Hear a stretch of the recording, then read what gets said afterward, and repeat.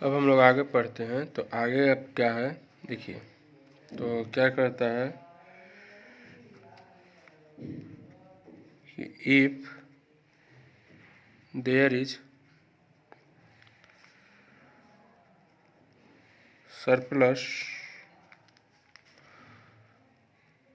Earth after trench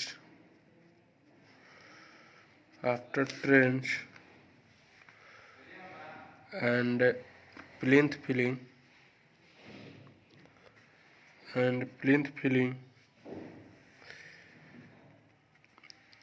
this may be utilized in, तो आपका कहाँ यूटिलाइज होगा, labelling and dressing of site और carted away and removed। तो कह रहा है कि अगर सरप्लस अर्थ होने का मतलब क्या हो गया कि जो मेरा एक्स्ट्रा अर्थ हो जाता है, जैसे हम लोग मान लीजिए एक्सकावेशन किए, तो एक्सकावेशन करने के बाद जो एक्स्ट्रा अर्थ मैंने जितना एक्स्ट्रा बालू वगैरह ये सब मिट्टी वगैरह मिल जाता है, तो उसको हम लोग क्या कर देते हैं, उसको अगर हम लोग जब एक surplus earth after trench and plinth filling this में भी यूटिलाइज, अगर हम लोग फाउंडेशन में जो ब्रिक वर्क करते हैं और ब्रिक वर्क और प्लिंथ का जो हम लोग वाल मेजर करते हैं, उसके बाद फिलिंग करने के बाद जो एक्स्ट्रा अर्थ बच जाता है, यानी जो एक्स्ट्रा सॉइल बच जाता है, उसको हम लोग क्या करते हैं, उसको हम लोग लेबलिंग और ट्रेसिंग में काम कर देते हैं। तो उसको वहीं पे हम लोग क्या कर देते हैं, लेबल कर देते हैं। चलिए, the concrete is taken out in which quantity। तो देखिए क्या कहता है कि जो कंक्रीट होता है वह आपका कौन सा क्वांटिटी में होता है, तो जो कंक्रीट होता है वह आपका मीटर क्यूब क्वांटिटी में होता है। तो जो कंक्रीट आपका होता है वह कौन सा क्वांटिटी में होता है, मीटर क्यूब में क्वांटिटी हो जाता है। और मीटर क्यूब में क्या हो जाता है, आपका लेंथ हो जाता है, आपका ब्रेथ हो जाता है, और आपका क्या हो जाएगा, हाइट हो जाएगा। तो लेंथ ब्रेथ और हाइट को हम लोग क्या कर देते हैं, जब मल्टीप्लाई कर देते हैं तो उसको हम लोग किस में मेजर कर देते हैं, मीटर क्यूब में मेजर कर देते हैं। आगे देखिए, आगे क्या कहता है कि length and breadth of foundation concrete are usually the same as। तो देखिए जब हम लोग क्या करते हैं कि जब हम लोग फाउंडेशन बनाते हैं, तो जब हम लोग बनाते हैं तो उस समय हम लोग सबसे लास्ट में क्या कर देते हैं, कॉन्क्रीटिंग करते हैं। तो जब हम लोग फाउंडेशन बनाते हैं तो उसका लास्ट में सबसे पहले हम लोग क्या करते हैं, कॉन्क्रीटिंग करते हैं। तो कॉन्क्रीटिंग का जो क्वांटिटी होता है वो आपका क्या हो जाता है, एक्सकावेशन के क्वांटिटी के बराबर हो जाता है। तो एक्सकावेशन के क्वांटिटी के बराबर करने के लिए क्या करते हैं कि जो एक्सकावेशन का जो आपका हाइट होता है वह आपका कॉन्क्रीट का हाइट से क्या होता है, डिफर हो जाता है। कॉन्क्रीट का जो हाइट होता है बहुत ही कम होता है, जनरली हम लोग प्रोवाइड कर देते हैं 25 से लेकर 45 सेंटीमीटर तक जनरली हम लोग प्रोवाइड करते हैं। लेकिन जो डिप्थ ऑफ एक्सकावेशन होता है वो आपका क्या हो जाता है, कम हो जाता है। तो जब डिप्थ ऑफ एक्सकावेशन आपका कम हो रहा है तो उसके लिए हम लोग क्या कर देते हैं, हम लोग कंक्रीट का जो लेंथ और ब्रेथ होता है वो आपका क्या होगा, एक्सकावेशन के जैसा ही होगा। तो कह रहा है कि length and breadth of foundation concrete are usually same as the excavation. तो आपका क्या हो जाता है, तो एक्सकावेशन के जैसा ही आपका उसका लेंथ और ब्रेथ हो जाता है। लेकिन कौन सा डिफर करेगा, तो आपका जो कंक्रीट में जो आपका हाइट होता है वो आपका एक्सकावेशन के हाइट से क्या कर जाएगा, डिफर कर जाएगा। तो कह रहा है कि विच इज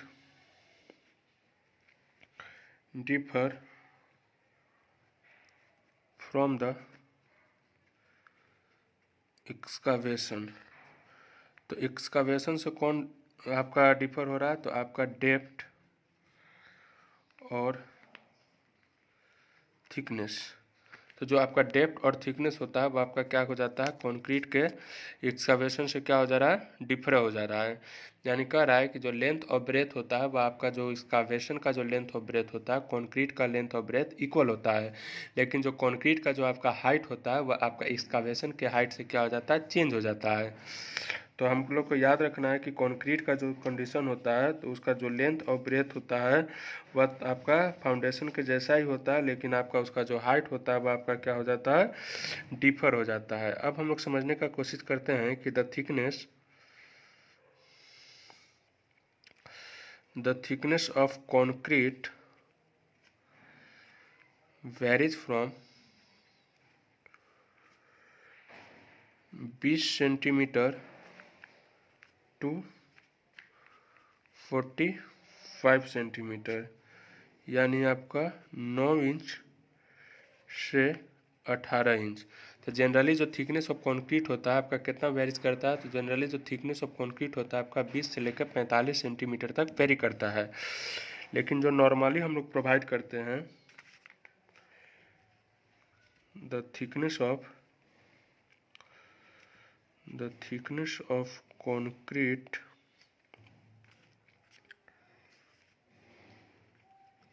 usually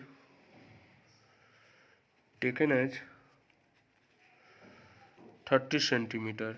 लेकिन जनरली जो हम लोग थिकनेस ऑफ कंक्रीट प्रोवाइड कर देते हैं वो आपका कितना प्रोवाइड कर देते हैं, जनरली जो थिकनेस होता है वो आपका 30 सेंटीमीटर हो जाता है। तो 30 सेंटीमीटर को हम लोग कहते हैं यूजुअली 12 इंच। तो 30 सेंटीमीटर मतलब आपका हो गया 12 इंच। तो आपका क्या कहता है कि जो थिकनेस ऑफ कंक्रीट होता है जनरली आपका कितना हम प्रोवाइड करते हैं, 30 सेंटीमीटर, लेकिन अगर उसका रेंज देखा जाए तो रेंज आपका कितना हो रहा है, रेंज आपका 20 से लेकर 45 सेंटीमीटर तक होता है। लेकिन हम लोग नॉर्मली प्रोवाइड कितना करते हैं, तो नॉर्मली हम लोग 30 सेंटीमीटर प्रोवाइड करते हैं। तो ये चीज़ को हमको रिमेंबर रखना है। रिमेंबर क्या रखना है कि जब हम लोग कॉन्क्रीट करते हैं, जब मेरा एक्सकावेशन हो गया तो एक्सकावेशन के बाद हम लोग क्या करते हैं, कॉन्क्रीटिंग करते हैं। तो कॉन्क्रीटिंग का अगर हम लोग एस्टिमेटिंग करना है तो कॉन्क्रीटिंग का एस्टिमेटिंग करने के लिए हमको उसका जो लेंथ और ब्रेथ होता है वो आपका क्या होता है, एक्सकावेशन के इक्वल होता है।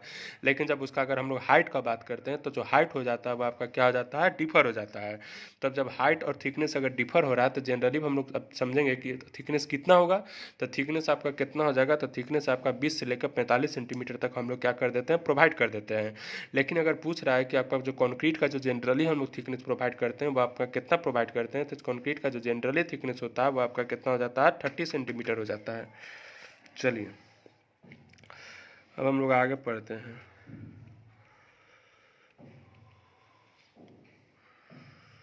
फाउंडेशन कंक्रीट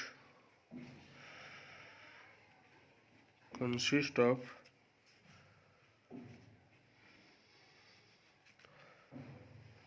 लाइम कंक्रीट और वीक कंक्रीट। तो देखिए जो हम लोग फाउंडेशन में जो कंक्रीटिंग करते हैं वो आपका जनरली कैसा कंक्रीट होता है, लाइम कंक्रीट होता है और आपका वीक कंक्रीट होता है। अब हम लोग समझने का कोशिश करते हैं कि लाइम कंक्रीट और वीक कंक्रीट क्या होता है, उसको हम लोग समझने का कोशिश करेंगे।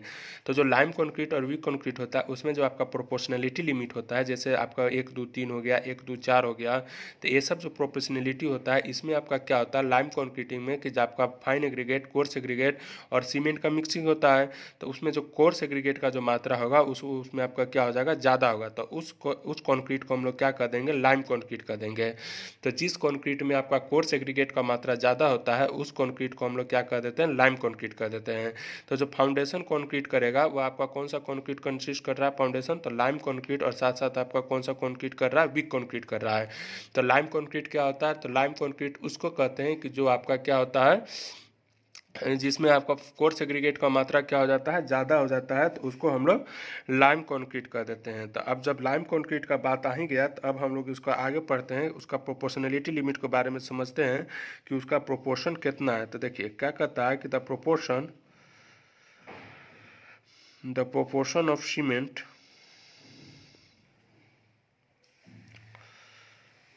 Concrete in foundation may be 1:4:8 और 1:5:10। तो देखिए जो प्रोपोर्शन होगा आपका सीमेंट कंक्रीट का वो आपका कितना जनरली होता है, तो वह आपका हो जाता है 1 4 8 और 1 5 10। तो 1 4 8 में क्या हो गया, तो 1 आपका सीमेंट हो गया, 4 आपका क्या हो गया फाइन एग्रीगेट हो गया और 8 आपका क्या हो गया कोर्स एग्रीगेट हो गया। तो इसमें देख रहे हैं कि जो कोर्स एग्रीगेट का जो मात्रा हो रहा है वो अब आपका काफ़ी ज़्यादा हो रहा है। तो कोर्स एग्रीगेट काफ़ी मात्रा ज़्यादा होने के कारण इसमें हम लोग क्या करते हैं कि जो फाउंडेशन कंक्रीट में जो प्रोपोर्शन होता है वो आपका इस तरह का होता है, यानी 1/4/8 हो जाता है, यानी 1 पार्ट सीमेंट होगा तो 4 पार्ट आपका फाइन एग्रीगेट होगा, तो 8 पार्ट आपका क्या हो जाएगा कोर्स एग्रीगेट हो जाएगा। ये जो प्रोपोर्शनलिटी होता है ये आपका बहुत दो तरह से हम लोग डिजाइन करते हैं, एक नॉर्मल डिजाइन होता है, एक आपका मिक्स डिजाइन होता है। तो वो हम लोग सिंपल हम लोग आरसीसी लैंग्वेज में पढ़ेंगे, तो आरसीसी जब हम लोग पढ़ेंगे तो उसमें हमको इसको पूरा डिटेल बताना है कि नॉमिनल मिक्स कैसे हम लोग डिजाइन करते हैं और साथ साथ हम लोग डिजाइन मिक्स कैसे डिजाइन करते हैं उसके बारे में अब हम लोग को समझना होगा बढ़िया से। लेकिन अभी हम लोग एस्टिमेटिंग एंड कोस्टिंग कर रहे हैं, तो एस्टिमेटिंग कोस्टिंग में बस हम लोग को इतना जानना है कि जब हम लोग फाउंडेशन कंक्रीट करते हैं तो उसमें आपका लाइम कंक्रीट और वीक कंक्रीट देते हैं। तो सवाल उठेगा कि लाइम कंक्रीट क्या होता है, तो लाइम कंक्रीट उस कंक्रीट को कहते हैं जिसमें आपका एग्रीगेट का प्रोपोर्शन ज़्यादा होगा। तो अब सवाल उठेगा कि जब एग्रीगेट का प्रोपोर्शन ज़्यादा होगा तो कितना प्रोपोर्शन होगा, तो उसका प्रोपोर्शन हो जाएगा आपका 1 4 8 और 1 5 10 हो जाएगा। चलिए अब आगे पढ़ते हैं।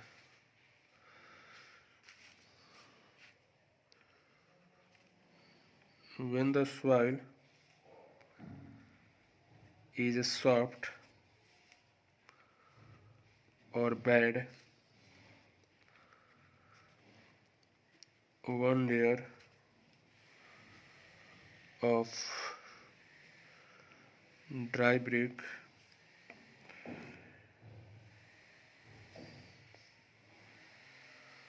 or stone shoaling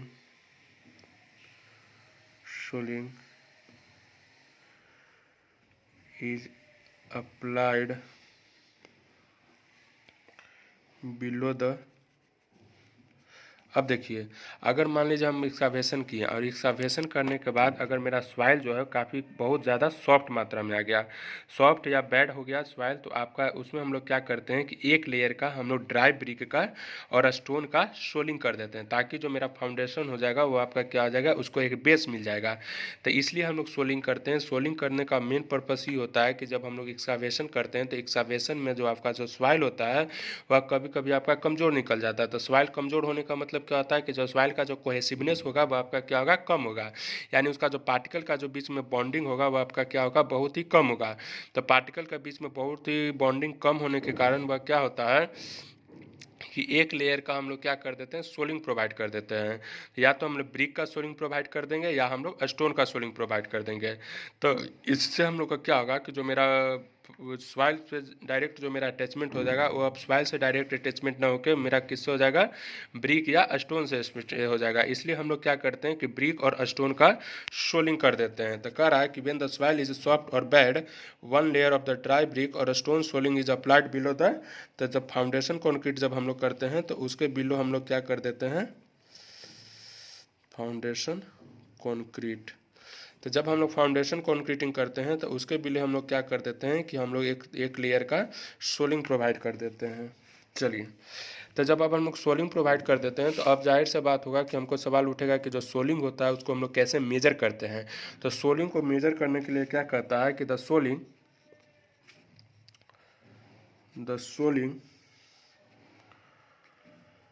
layer is computed in which unit। तो अब सवाल उठ रहा है कि जो हम लोग सोलिंग करते हैं तो सोलिंग जो होता है आपका कौन सा यूनिट में उसको हम लोग मेजर करते हैं। तो सोलिंग को जो हम लोग मेजर कर रहे हैं वो आपका मीटर स्क्वायर में मेजर करते हैं, यानी मीटर स्क्वायर करने का मतलब क्या आ गया, लेंथ इंटू ब्रेथ कर देंगे। तो जब भी हम लोग ब्रिक का सोलिंग करते हैं उसका जो डायमेंशन हो जाता है वो आपका कितना हो जाता है, लेंथ इंटू ब्रेथ हो जाता है।